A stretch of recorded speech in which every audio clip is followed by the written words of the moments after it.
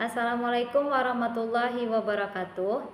Nama saya Dona Afrianti dengan NIM 2201124 dengan prodi Program Studi Pendidikan Guru Sekolah Dasar yang berkuliah di STEKIP Pesisir Selatan.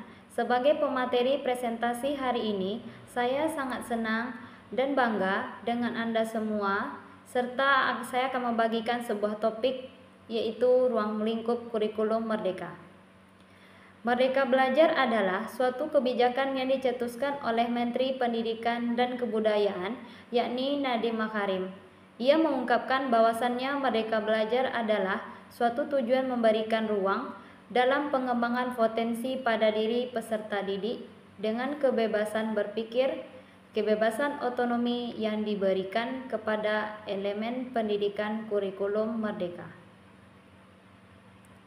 Menurut Badan Standar Nasional Pendidikan, pengertian kurikulum Merdeka Belajar adalah suatu kurikulum pembelajaran yang mengacu pada pendekatan bakat dan minat peserta didik dapat memilih pembelajaran apa yang ingin dan sesuai dengan bakat dan minat anak tersebut. Ruang lingkup pembelajaran SD melalui kurikulum Merdeka Belajar tahun 2023. Adapun konsep kurikulum Merdeka Belajar adalah Menteri Pendidikan dan Kebudayaan meluncurkan 4 kebijakan baru untuk kemandirian belajar. Yang pertama adalah mengganti ujian nasional sekolah dengan penilaian sekolah, memberikan kebebasan kepada guru untuk menilai siswa. Kedua, ujian nasional akan diubah menjadi penilaian dengan kompetensi minimal yang meliputi penelitian, tanda berhitung dan membaca. Yang ketiga, menyederhanakan sistem RPP agar guru lebih fokus pada siswa. Yang keempat, penerimaan peserta didik baru atau PPDB. Sistem zona ini diperluas sehingga dapat meneratakan akses pendidikan Kemendikbud 2019. Tujuan kurikulum merdeka serta manfaat kurikulum merdeka.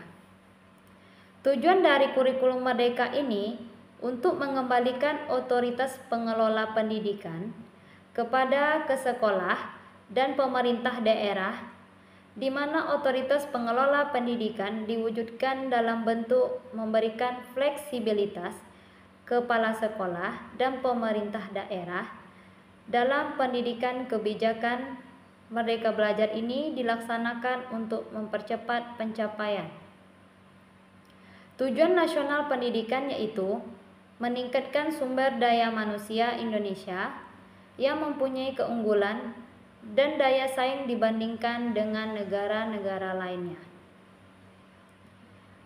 Manfaat kurikulum merdeka secara teknis: yang pertama, mengurangi beban guru. Yang kedua, disederhanakannya RPP. Yang ketiga, menciptakan belajar yang lebih menyenangkan. Serta yang keempat, bebas berekspresi.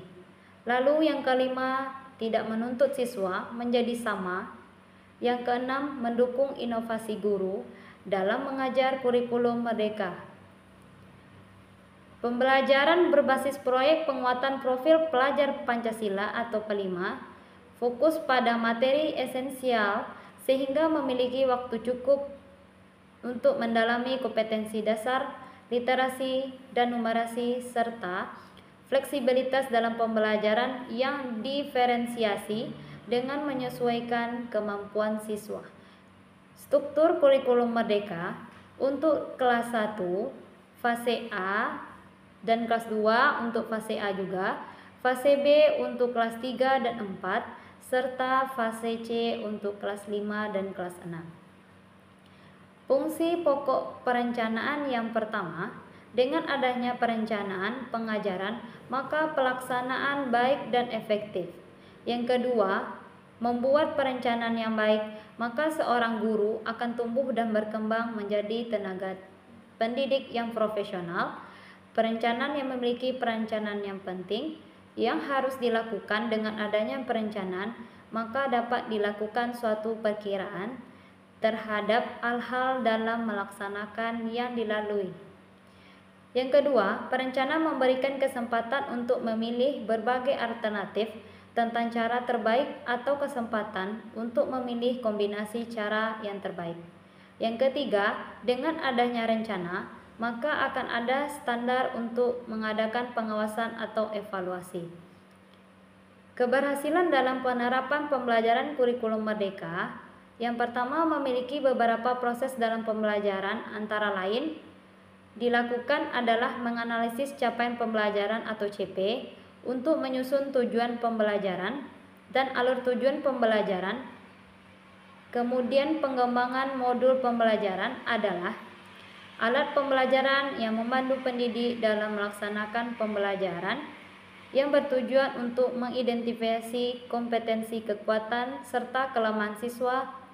Yang keempat, menyesuaikan pembelajaran dengan tahap pencapaian dan karakteristik peserta didik dalam penerapan pembelajaran kurikulum merdeka. Memiliki beberapa proses dalam pembelajaran, antara lain: pertama, perencanaan, pelaksanaan, dan pengelolaan asesmen formatif dan sumatif. Yang kedua, hasil rapor sekolah ialah bagaimana sekolah mengkomunikasikan apakah siswa ketahui dan pahami.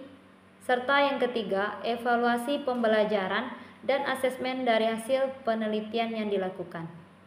Sekian dan terima kasih. Assalamualaikum warahmatullahi wabarakatuh.